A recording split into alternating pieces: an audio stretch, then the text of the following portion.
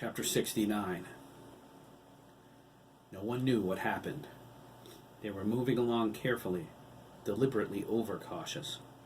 They knew their lives were on the line.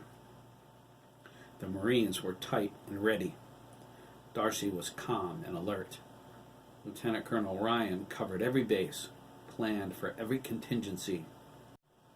The Wolf Boys ran their detection protocols, their senses active and searching. The projected odds were in their favor.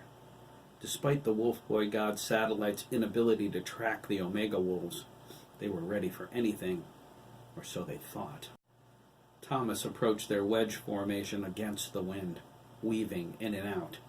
He moved so fast, the Wolf Boys didn't even smell him until after he made his first pass. He came out of the woods from their left, a living bolt of lightning. He charged through their wedge, his claws flashing. There were muffled cries of pain and the dull sound of flesh being torn open. 3 Marines lay on the ground before he was even through their ranks, their throats ripped open.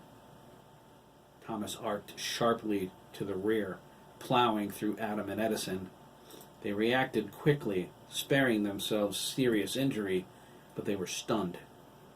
The remaining Marines hit the snow and opened fire, following the blur of motion.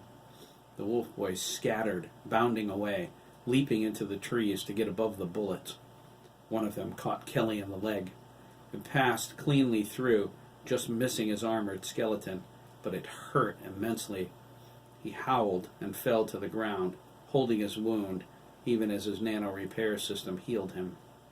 Corny ordered the boys to increase their ground speed and enable their high-intensity normal optical option to compensate for Thomas's velocity.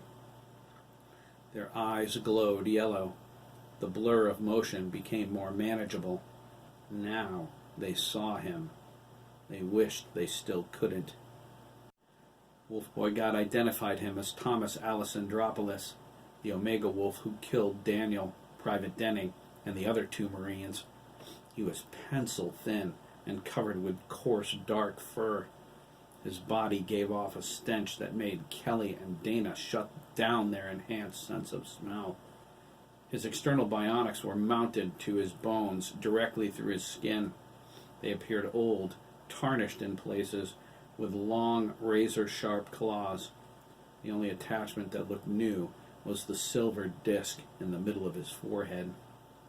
Wolf Boy God identified it as Satellite Uplink Module. The Wolf Boys immediately understood the Omega Wolves were augmented using technology belonging to them. Mitchell and Dana flanked the colonel. "Is he logged into you?" Corny asked the satellite. "Negative," Wolf Boy God replied. "It is blind to the Omega Wolves. It sees them only through your eyes." "Can you access them through the uplinks?" "Stand by." "Negative. Access is physically disabled." Thomas's skin was wrinkled and twisted around the base of his claw implants. A large optical lens spun to focus where his right eye should have been. Thomas was pathetic to look at, unbearable to smell, and utterly deadly. He slipped through the hail of gunfire. Adam and Edison, recovered from his initial attack, were hot on his tail. He crouched low and slashed 2 more Marines across their midsections, disemboweling them. "He's faster than us," Edison cried. "Run harder," Adam growled. Darcy tried to get ahead of him. She hit the snow and sighted her weapon, firing into his presumed path. She clipped his shoulder. Thomas cried out, grabbed the wound, and stumbled toward Kelly's claws. Kelly howled and dove at him, slashing wildly.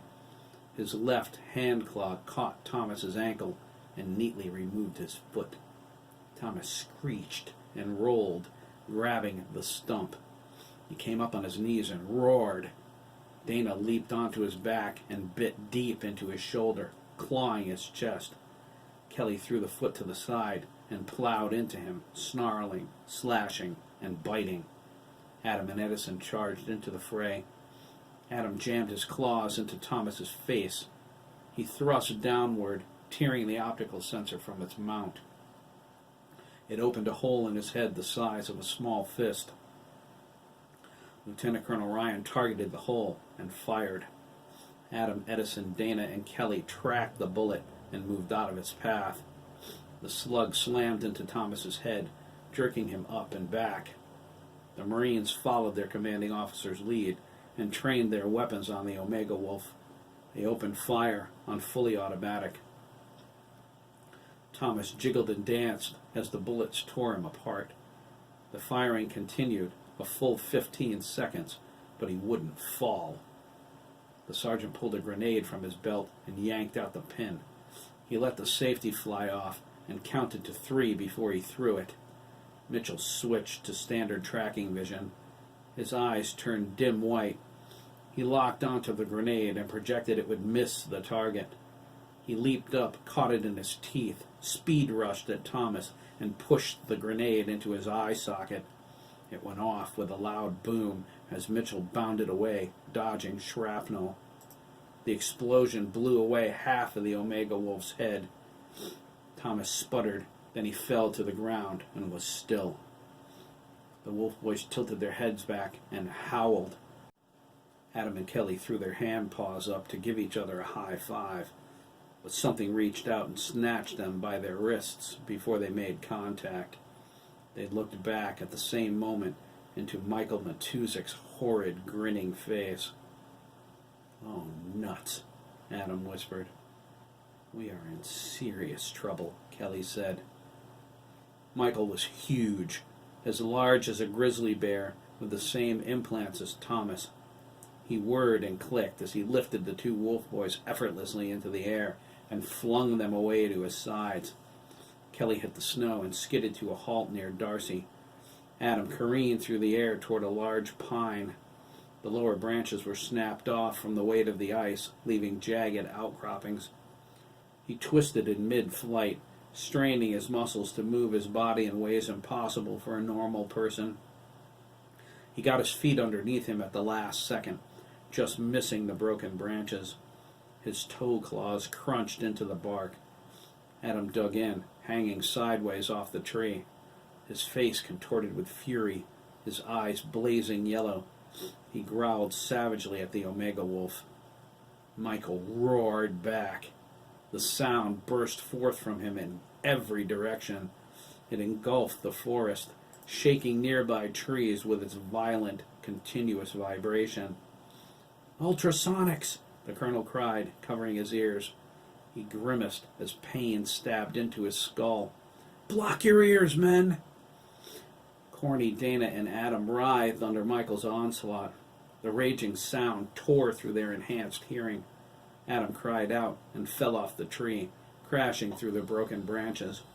Corny and Dana rolled on the ground, holding their ears. Kelly, Edison, and Mitchell shut their hearing down and attacked. Michael backhanded them away. Darcy came up to one knee, targeted his optical sensor, and fired. The bullet ricocheted off the glass and punched into Thomas's dead body. Michael stopped the noise, glared at her, and then advanced toward her position. Lieutenant Colonel Ryan barked a string of orders. 2 Marines knelt in front of Darcy, armed with portable anti-tank missiles. They squeezed the triggers, and the missiles went off. They caught Michael square in the chest. The explosion sent him flying back into the woods. The Wolf Boys quickly recovered. Corny dug into the ice. Adam filed in on his left, Edison on his right. They scrunched back and launched toward the woods, their fangs bared, their claws at the ready. Michael leaped out at the same time, crashing into them in midair.